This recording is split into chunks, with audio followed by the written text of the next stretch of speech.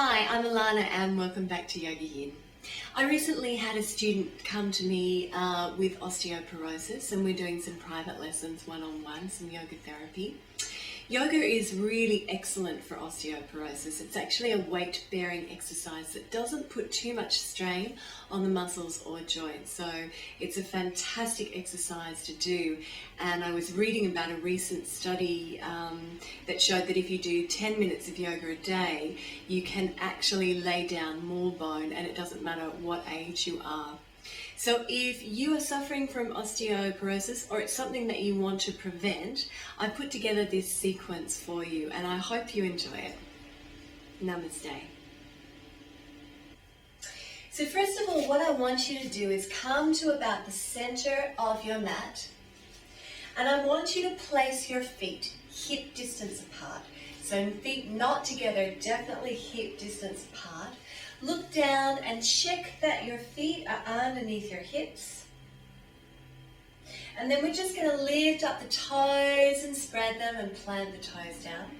Bring the weight forward a little and plant the heels down. Soften at the knees and just tuck your tailbone under. Roll the shoulders back and down and drop the chin just slightly. And the first pose that we're going to do is called tree pose or Vrksasana. Now this is a really good weight-bearing exercise as you're putting all the weight on one leg and forcing it to hold up the body. So what I want you to do is just shift your weight over to your left foot, and I'm going to mirror you. So I'm going to work to the other side. And when you can feel that really nice grounding, we're going to pick up the right foot and either place it beneath the knee or into the groin, wherever you're comfortable. And then when you're ready, you can bring your hands to prayer and just hold it here. Find a spot on the wall or the floor to focus on. And if you're feeling tricky, you can raise the arms above the head, keeping the palms together, arms nice and straight alongside the ears. And then you can exhale and you can open out your arms. Inhaling, bringing them back up. And exhaling, bringing them back to the heart. And when you're ready, you can release that. Walk through your feet. And then come on to the other side. So really ground down through that right foot. Drop your weight through that foot. Find a spot to focus on. So a spot in front of you, either on the wall or the floor, and then lift the right leg either beneath the knee or up into the groin, whichever suits you, but never on the knee. Keep the knee soft so you're not locking it. And when you're ready, bring your hands to prayer. And then you can inhale and gently take the arms up above the head, which you probably can't see. That I'm doing, and exhale, open out the arms. Inhale, coming back, and exhale. Floating the hands down. So that's our first pose. Beautiful. Now once you finish your tree pose, I want you to step your right foot out nice and wide, and again I'm going to mirror you. We're going to come into a pose called Trikonasana or triangle pose, and we want to have that right foot, the right heel, come into about the center of the back foot. And then I want you to twist your hips so you're facing, your hips are square, and then we're going to inhale and just stretch right up from the heart to the fingertips. Hold it here, inhale, and then exhale, just fold from your hip. Placing your hand down wherever is comfortable for you. If you can come down in front of the foot, do so. Otherwise, holding above the knee is fine. And if you need to bend that front knee, that's fine too. You're going to bring your hand first of all to your hip, open up your body, and then raise the arm all the way up towards the ceiling and really spread the fingers.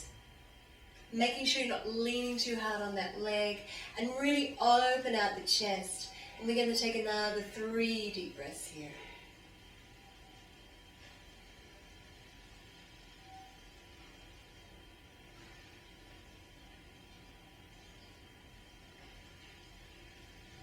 And when you're ready, you can inhale here to stretch up through the arm. Exhale, look back down at the foot. Inhale, come back to center. And then we're going to swap over to the other side. So again, find your alignment there. Twist the hips towards the center. Really open up from the heart. Inhale and exhale, fold. And take the hand wherever you're comfortable. Bringing the other hand to the hip. And then raising that hand up to the ceiling. Spread the fingers. Turning the head to look at the ceiling if that's comfortable for your neck. If not, just look straight ahead. Bend that knee if you need to. Take the pressure off. It's about building strength slowly. Another couple of deep breaths here.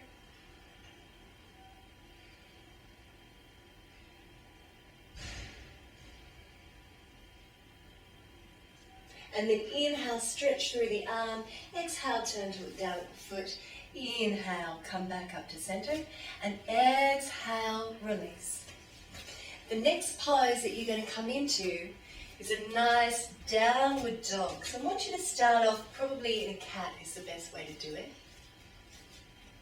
Making sure the knees are underneath the hips. Tuck your toes under. And then step your hands forward, and we're going to lift the buttocks high in the air. Spread your fingers, make sure the inner elbows are facing one another. Come up onto the toes, lower your knees down so your shins are parallel with the mat, and then lift your buttocks high in the air. And you can walk through the feet if that makes it easier for you. And you can see here that the weight is in the hands and in the feet. And that weight should be evenly distributed, ideally. Inhale and exhale.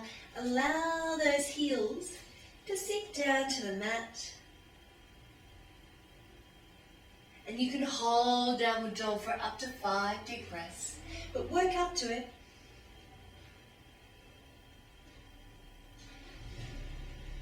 And then when you're ready, you can bring the body forward, drop the knees, and gently take the body through into an upward facing dog. Now this is quite a challenging pose, so I want you to look straight ahead, keep your neck long.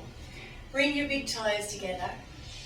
And if the availability is there, you can actually lift your thighs off the mat, or if you wish to, just keep them on the mat. So we'll go through that again. Downward dog. Adho Mukha Svanasana. Walking through the feet if that's more comfortable. Then coming, bring the weight over the hands, dropping the knees and sliding through into upward facing dog. Holding it here for a few deep breaths. So you can see that these are really strengthening poses. I'll show you the rest of them in part 2. I hope you enjoy that. Namaste.